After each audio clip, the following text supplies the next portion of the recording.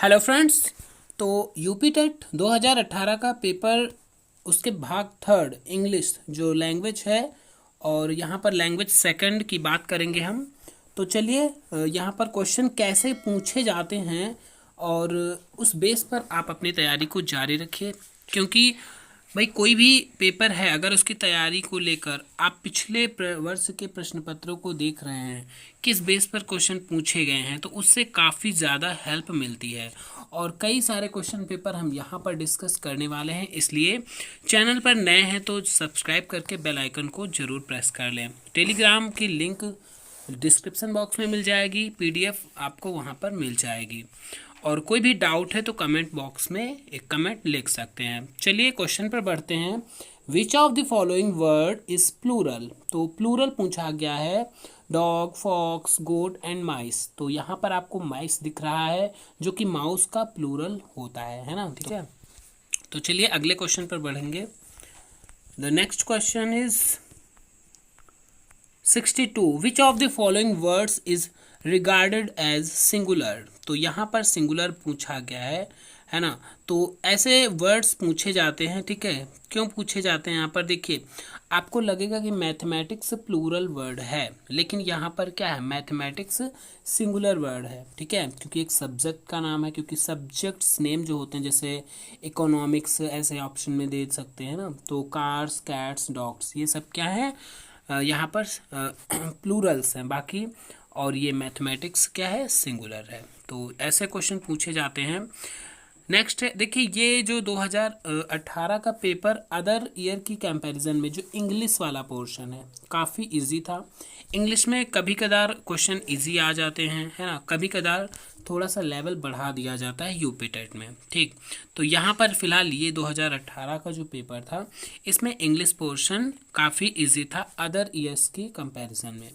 तो नेक्स्ट है which of the following sentence is in an in active voice? तो voice से question पूछे जाते हैं, ठीक है। क्वेश्चन लगभग आ ही जाता है, तो आपका वॉइस चैप्टर क्लियर होना चाहिए, ठीक। तो यहाँ पर सी ऑप्शन दिया गया है। क्यों एक्टिव वॉइस, है ना, क्या कह रहा है, इज इन एक्टिव वॉइस में पूछा गया है। तो I requested him to come in time, ये एक्टिव है। बाकी सब में देखिए यहाँ पर he was asked to keep quiet, तो यहाँ पर थर्ड फॉर्म पहली बात तो यूज़ हुई है। पैसिव वॉइस में थर्ड फॉर्म यूज़ होती है। और यहाँ पर देखिए आपको कुछ मतलब अगर कंसेप्ट क्लियर है एक्टिव पैसिव का तो बहुत ही आसानी से यहाँ पर समझ में आ जाता है, क्योंकि बहुत डीपली क्वेश्चन यहाँ पर नहीं बनाए जाते हैं एक्टिव पैसिव में, ठीक। तो चलिए नेक्स्ट क्वेश्चन पर बढ़ेंगे। विच of the following sentences is in passive voice? अब यहाँ पर देखिए दो क्वेश्चन पूछ लिए गए हैं। पहला पूछा गया था कौन सा एक्टिव में है, यहाँ पर कौन सा पैसिव वॉइस में है। तो यहाँ पर पैसिव वॉइस में कौन सा है, he was assisted by a group of students, ठीक है। तो यहाँ पर मेरा टारगेट है आपको पेपर का पैटर्न दिखाना, किस बेस पर क्वेश्चन पूछे जाते हैं। बाकी एक्सप्लेनेशन आप खुद पढ़ सकते हैं। यहाँ पर 65 नंबर, चलिए क्वेश्चन पर बढ़ेंगे। That is the man the police was seeking. तो यहाँ पर ऑप्शन नंबर क्या पूछा गया, इन the above sentence what is the status of the two दस। यहाँ पर जो दो दिए गए हैं, है ना, द जो एस लगा है ना, ये चीज एपोस्ट्रोफी का प्रयोग पूछा गया है। That is the man the police was seeking. तो इसका किस रूप में यूज किया गया है, कौन, द, ठीक है। जो द यूज हुआ है, दोनों द की बात हो रही है। तो किस रूप में ये यूज़ हुए हैं, डेफिनेट आर्टिकल के रूप में। आपको पता होगा आर्टिकल ए एन और द, है ना, तो ये डेफिनेट आर्टिकल्स में आता है। नेक्स्ट है these students are most disobedient. तो in the above sentence point out the gender of the word students. तो स्टूडेंट्स का जेंडर यहाँ पर फाइंड करना है। तो स्टूडेंट्स किस में आता है, कॉमन जेंडर में आता है, क्योंकि यहाँ पर ये डिसाइड नहीं किया जा सकता कि ये मैस्कुलाइन जेंडर में आता है या फिर फेमिनाइन जेंडर में। नेक्स्ट है in the sentence he was going along the road. Point out the tense, यहाँ पर टेंस को पहचानना है। He was going along the road, है ना। तो यहाँ पर टेंस पूछा गया है। प्रेजेंट परफेक्ट टेंस है या पास्ट परफेक्ट टेंस है, या फिर पास्ट कंटिन्यूअस है या फिर फ्यूचर इंडेफिनिट। तो यहाँ पर आपको वाज दिख रहा है तो प्रेजेंट की कोई बात ही नहीं होगी, ठीक है। तो यहाँ पर वाज गोइंग है ना, तो यहाँ पर आईएनजी फॉर्म किस में लगती है, पास्ट कंटिन्यूअस में लगती है। चलिए नेक्स्ट क्वेश्चन पर बढ़ेंगे। 68 नंबर क्वेश्चन है, लैंग्वेज लर्निंग स्टार्ट्स फ्रॉम। तो जो लैंग्वेज की लर्निंग होती है कि कहाँ से स्टार्ट होती है, तो ये कहाँ से, लिसनिंग से स्टार्ट होती है। काफ़ी रिपीटेड क्वेश्चन है ये, सीटेट में भी कई बार पूछा जा चुका है। नेक्स्ट है, what is the main purpose of poetry recitation in the language classroom. तो जो लैंग्वेज क्लासरूम होता है वहाँ पर पोएट्री का पर्पस है ना, जो पद्य चीज़ होती है, पद्यांश वाली चीज़ें है ना, या पोइम कह सकते हैं, उसका पर्पज़ यहाँ पर पूछा गया है। तो इसका पर्पज़ मेन क्या होता है, to enjoy and appreciate the poem, ठीक है। एंजॉय करने का मेन पर्पज़ होता है। क्लास 1 to 5th लेवल की बात करेंगे तो। नेक्स्ट है, fill in the blanks with the correct article. Article correct fill करना है। तो यस्टरडे आई सा, अब यहाँ पर ऐसे वर्ड काफ़ी यूरोपियन काफ़ी फेमस वर्ड है जिसके पहले कौन सा आर्टिकल लगता है। अब यहाँ पर आपको लग रहा होगा है तो वुवेल, तो क्या आना चाहिए, एन आ सकता है, जी नहीं। आपने रूल्स पढ़ा होगा कि इसके प्रोनाउंसिएशन पर डिपेंड करता है। अगर हम यूरोपियन का प्रोनाउंशिएट करें तो यूरोपियन ऐसे होगा ना, तो यहाँ पर यू आया है, या मतलब अगर हम इस लैंग्वेज में हिंदी में देखें तो यू क्या होता है, यू होता है आपका, यहाँ पर स्वर नहीं है, व्यंजन है, तो उसके अकॉर्डिंग यहाँ पर ए ही लगता है, ठीक है। तो यूरोप में हमेशा याद रखिए ए ही लगता है, तो यहाँ पर ए करेक्ट होगा। तो ए फिलहाल 3 ऑप्शन मिल रहे हैं अब, लेकिन आगे हमें चेक करना है। अब एलिफेंट है, एलिफेंट में भाई तो क्या, ये तो एलिफेंट ऐसे ही लिखेंगे हम।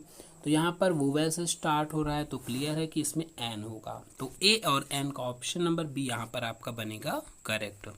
नेक्स्ट है, चूज द करेक्ट सेंटेंस। तो सेंटेंस रॉन्ग दिए होते हैं उसमें से आपको करेक्ट चूज करना है, ठीक है। तो करेक्ट, इससे क्या होगा, आपको टेंस मतलब पहचानने की वो करी जाती है कि आप कितना टेंस या फिर जनरल लैंग्वेज में कितना आप पकड़ बनाते हैं, यही सब चीज़ें टेस्ट करी जाती हैं। तो यहाँ पर है, प्लीज़ डिस्क्राइब द स्टोरी, ठीक है। ये वाला ऑप्शन नंबर बी यहाँ पर सही है, please describe the story. Next है, fill in the blank with the correct preposition.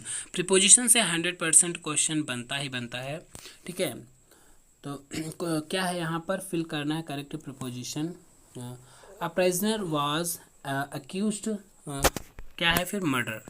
तो यहाँ पर देखिए, यहाँ पर ए वाला होगा, ठीक है। दोषारोपण, अक्यूज्ड मतलब दोषारोपण करना, ठीक है। तो यहाँ पर ऑफ होगा प्रीपोजिशन, ऑफ मर्डरर। फिर है the antonym of innocent. Innocent मतलब निर्दोष होता है, बेकसूर होता है, तो इसका एंटोनिम्स चूज करना है। तो गिल्टी मतलब अपराधी होता है, ठीक है। तो इसका एंटोनिम क्या होगा, गिल्टी। तो सिनोनिम एंटोनिम से 1-2 क्वेश्चन तो क्लियर होते हैं, यहाँ पर सारी मीनिंग दी गई हैं, इनको आप देख सकते हैं। नेक्स्ट है द सिनोनिम ऑफ सिग्निफिकेंट। तो सिग्निफिकेंट का सिनोनिम यहाँ पर पूछा गया है, ठीक है। तो यहाँ पर प्रोमिनेंट होगा या मैग्निफिसेंट होगा या एफिशिएंट होगा या इम्पॉर्टेंट। तो इसका जो सिनोनिम होता है इम्पॉर्टेंट होता है, मतलब काफ़ी जो महत्वपूर्ण होता है। नेक्स्ट 75 नंबर,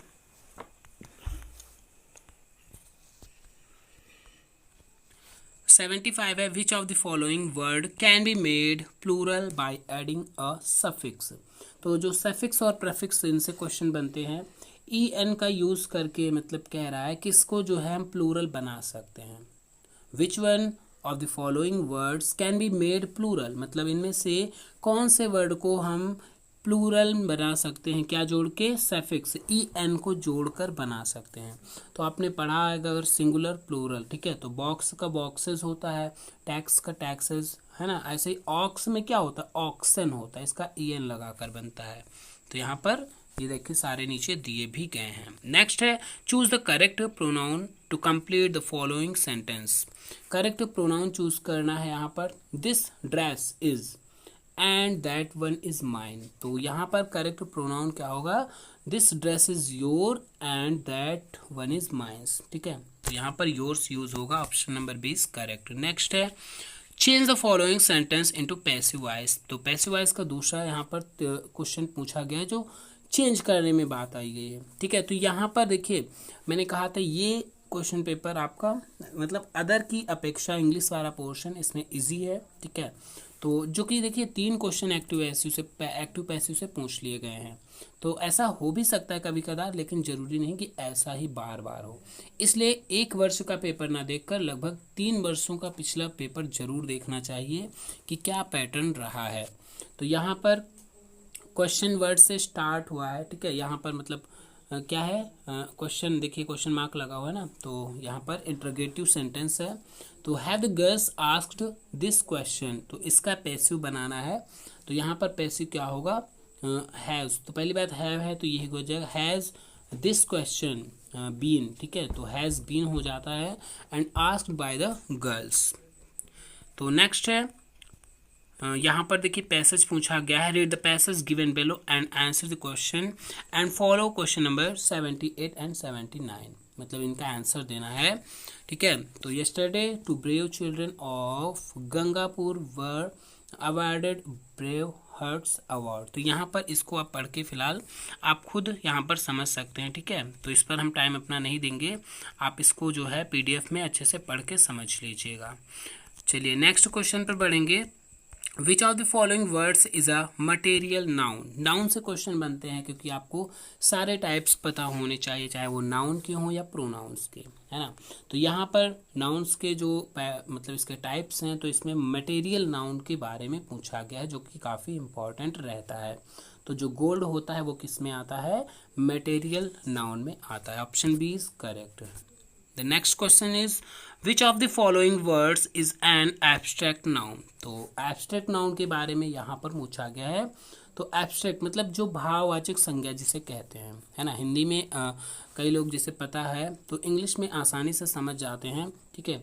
और यहाँ पर होगा कनेक्शन, ये क्या है, एक भाव है, ठीक है। अब यहाँ पर बॉय क्या है, प्रॉपर नाउन है ना। सॉरी, यहाँ पर जैसे वुमेन है, बॉय है, प्लग, यहाँ पर सबका जो है दिया गया है, ठीक। तो चलिए नेक्स्ट क्वेश्चन है which kind of noun is adversity. तो यहाँ पर एडवर्सिटी को पूछा गया है। जैसे बॉय ऊपर था ना, ये वुमेन, तो ये सब क्या कॉमन नाउन में आएंगे। तो एडवर्सिटी में देखिए क्या नाउन है, यहाँ पर एब्स्ट्रैक्ट नाउन है, पूछा गया है, ठीक है। अब इसका मतलब है कठिनाई या फिर विपत्ति।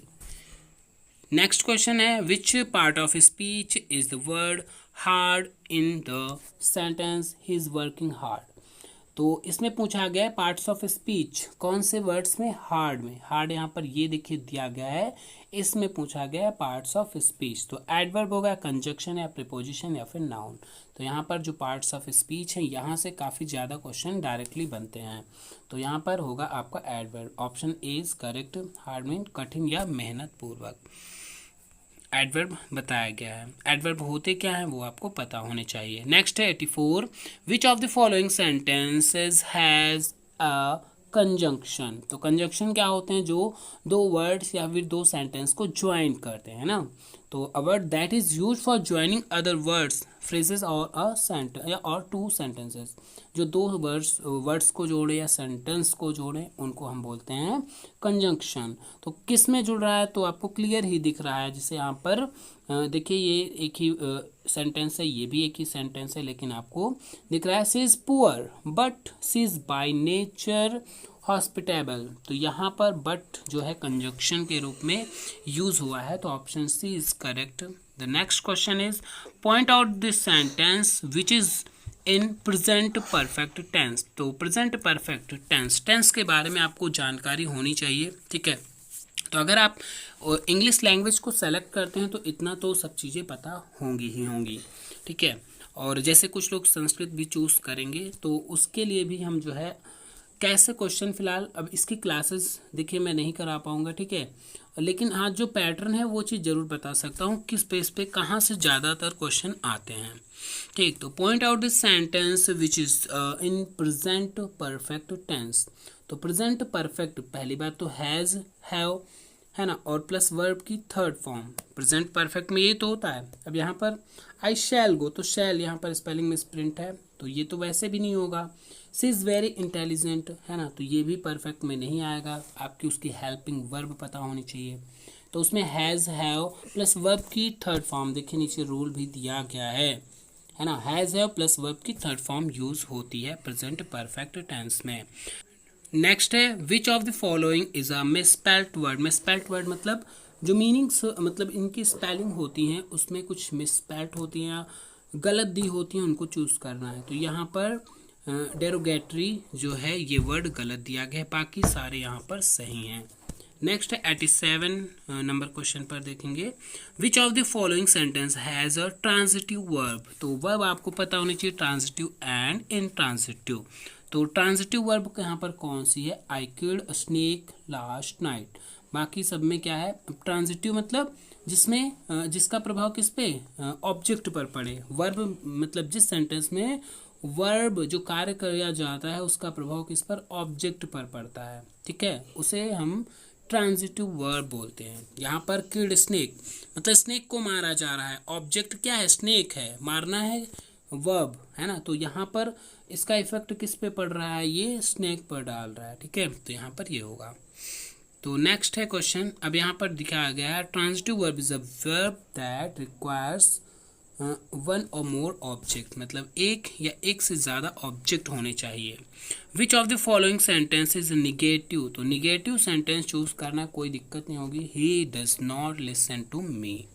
फिर है which of the following sentence is exclamatory sentence. Exclamatory तो सेंटेंस के टाइप्स आपको पता होने चाहिए, सिंपल, इंट्रोगेटिव, है ना, इंपेरेटिव सेंटेंस एंड एक्सक्लेमेटरी, ये सब सारे सेंटेंस आपको पता होने चाहिए।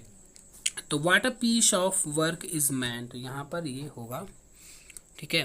तो नेक्स्ट है point out the complex sentence, है ना, जैसे simple sentence, complex sentence, compound, 3 types of sentences, ये आपको पता होने चाहिए। हिंदी में भी आपने पढ़े होंगे ना, जैसे आपका सामान्य वाक्य होता है, संयुक्त वाक्य होता है, मिश्रित वाक्य होता है ना, तो ये सब चीज़ें आपको पता होनी चाहिए। भाई कुछ चीज़ें होती हैं सेम, मतलब दोनों लैंग्वेज में यही फ़ायदा होता है, कुछ चीज़ें सेम मिल जाती हैं, ठीक है। तो कॉम्प्लेक्स सेंटेंस पूछा गया है, तो कॉम्प्लेक्स सेंटेंस यहाँ पर डी वाला ऑप्शन आपको दिख रहा है, one who does not live one's country is a riched person, ठीक है। तो यहाँ पर जुड़ा हुआ है पहली बात तो वाक्य, और कॉम्प्लेक्स सेंटेंस के बारे में बताया गया है। फिर आगे संस्कृत पार्ट है, तो चलिए इंग्लिश वाला पार्ट हमारा होता है फिनिश। और अगर जानकारी अच्छी लगी हो, वीडियो अच्छा लगा हो, तो एक बार लाइक ज़रूर कर दीजिए, चैनल पर नए हैं तो सब्सक्राइब करके शेयर ज़रूर कर दीजिए, ठीक है, क्योंकि ये क्वेश्चन पेपर है प्रीवियस ईयर्स के, इनके बेस पर आपको आने वाला जो यूपी टेट है काफ़ी उसमें हेल्प मिलेगी, ठीक है। तो चलिए मिलेंगे नेक्स्ट वीडियो में, धन्यवाद।